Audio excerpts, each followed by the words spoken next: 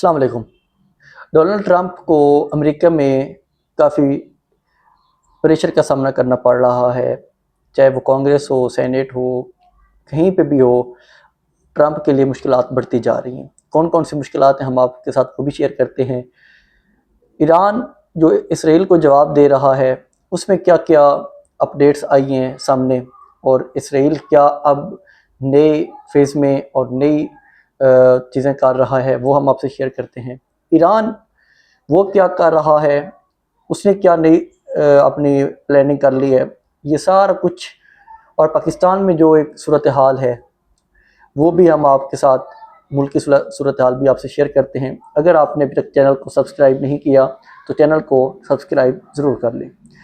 جی تو آتے ہیں ہم اپڈیٹس کی طرف۔ جو امریکہ میں ایک ہیئرنگ ہوئی ہے کمیٹی کی، اس میں ڈونلڈ ٹرمپ کو کافی پریشر کا سامنا کرنا پڑ رہا ہے، ڈونلڈ ٹرمپ کی جماعت کو کافی پریشر کا سامنا کرنا پڑ رہا ہے، کافی سوالات ہیں، کیونکہ اس جنگ میں جو امریکہ پورا یونائٹ نہیں ہے، ان کا یہ صرف ڈونلڈ ٹرمپ کا ایک اپنا فرینڈ شپ مقصد تھا نیتن یاہو کے ساتھ، تو انہوں نے یہ والی ساری جو جنگ چھیڑی ہے یہ صرف ڈونلڈ ٹرمپ نے اپنے مقصد کے لیے چھیڑی ہے، یا نیتن یاہو کا مقصد پورا کرنے کے لیے چھیڑی ہے۔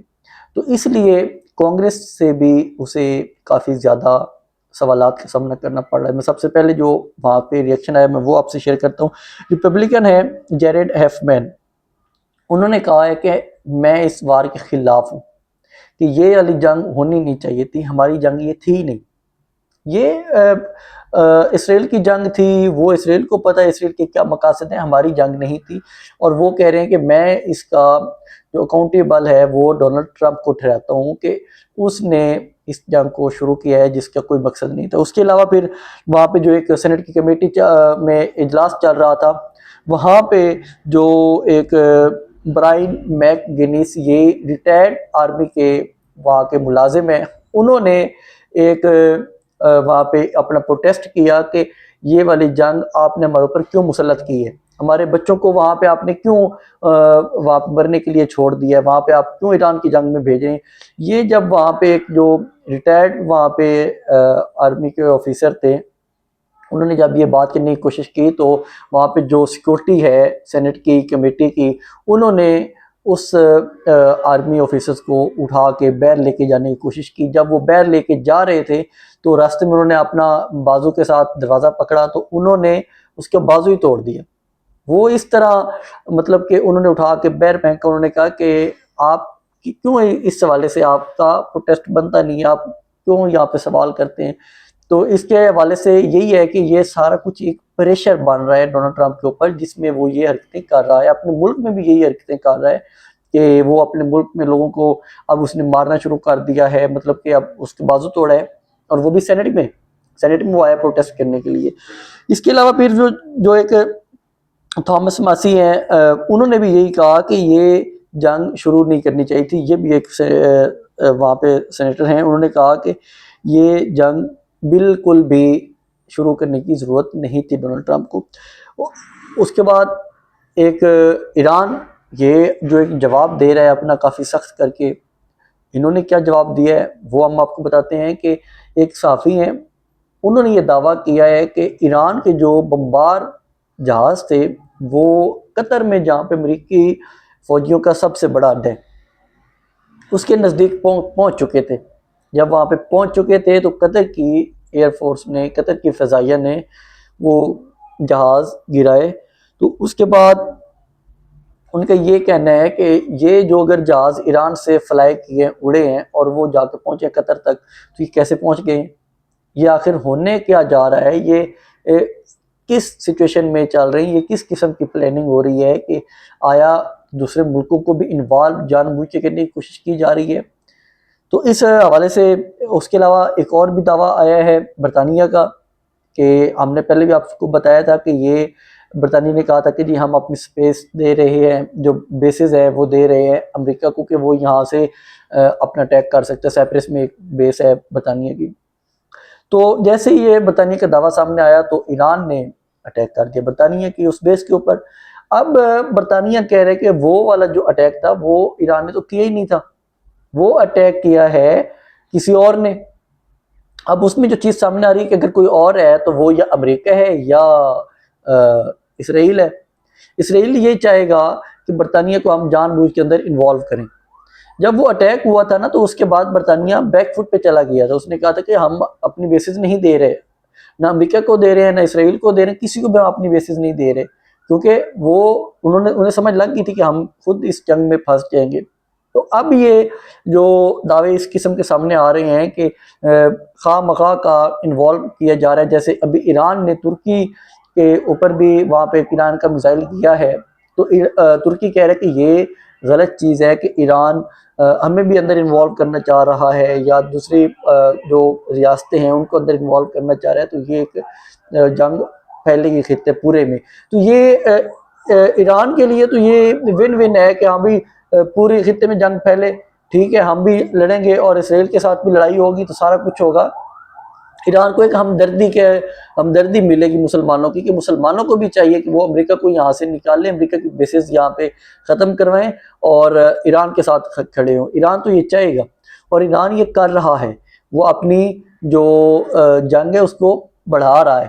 ادھر ابنائے ارمز کو بھی اس نے بند کیا ہوا ہے, تاکہ جب یہی لوگ ہوں گے جن کی جو ایکسپورٹ ہے سعودیہ کی ہو گئی, قطر کی ہوگی, قطر نے جیسے LNG اپنی بند کر دی ہے, سعودیہ کا جو آئل ہے وہ وہاں سے اپنا ارمز سے نہیں گزرنے دے رہا ایران. تو اس طرح کی ایک جو سچویشن ہے, ایران پھنسا رہا ہے ساروں کو اس جنگ میں, اور یہ جنگ بڑھے گی. اور یہ جب تک یہ جو خلیجی ممالک ہیں یہ اکٹھے ہو کے جنگ ختم نہیں کروائیں گے, جنگ ختم نہیں ہونے والی. ایران کہہ رہا ہے کہ ہم یہ جنگ ایک صورت میں ختم کر سکتے ہیں کہ جو اسرائیل ہے وہ فلسطین سے اپنا قبضہ چھوڑ کے واپس چلا جائے تو ہم جنگ ختم کر دیں گے. تو یہ ایران کا ایک جو وزارت خارجہ ہے وہاں سے یہ والا بیان سامنے آیا کہ وہ ہم اسی صورت میں جنگ ختم کر سکتے ہیں. اس کے بعد پھر جو ایران کے ایک ڈرون ہے اس نے بڑا تنگ کر کے رکھا ہوا ہے.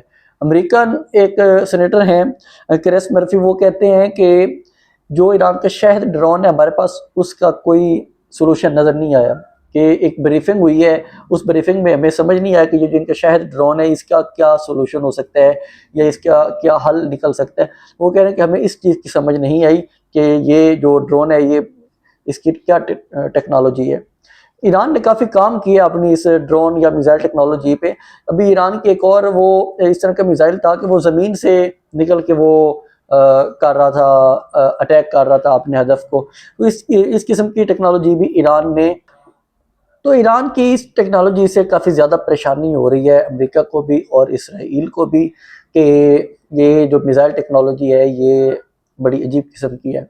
ہاں وہ سولوشن تو نکال لیں گے اس چیز کا, کیونکہ وہ ایٹمی پاور ہے, سپر پاور ہے, ٹیکنالوجی وہاں پہ بھی کافی زیادہ ہے, وہ سولوشن تو نکال سکتے ہیں, لیکن فی الحال تک ایران کافی زیادہ پریشان کر رہا ہے. دوسری سائڈ پہ اگر دیکھا جائے تو جو یہ ایران بیسز پہ اٹیک کر رہا ہے, کویت کی اب السلم ایک ایئر بیس ہے, وہاں پہ ایران نے ایک اٹیک کیا ہے اور اس بیس کو بھی تقریباً مکمل تباہ کر کے رکھ دیا ہے. ایران کو جو ٹھکانے نظر آ رہے ہیں وہ ان پہ اٹیک کر رہا ہے اور ان کو نقصان پہنچا رہا ہے. پاکستان میں جو کل ایک بریفنگ ہوئی ہے اس کے حوالے سے سینیٹر مرتضیٰ صاحب ہیں, کامران مرتضیٰ JUIF کے, انہوں نے کہا کہ جو بریفنگ دی گئی ہے نا ہمیں وزیر خارجہ کی, وزارت خارجہ کی طرف سے, وہ بڑی ایک بیسک سی تھی. وہ کہہ رہے تھے کہ وہ تو یہ ہر عام بچے کو بھی پتہ ہے کہ وہ کیا بریفنگ ہے اور کس قسم کی انہوں نے یہ بریفنگ خواہ مخواہ کی انہوں نے ہمیں اکٹھا کر کے بریفنگ دی ہے.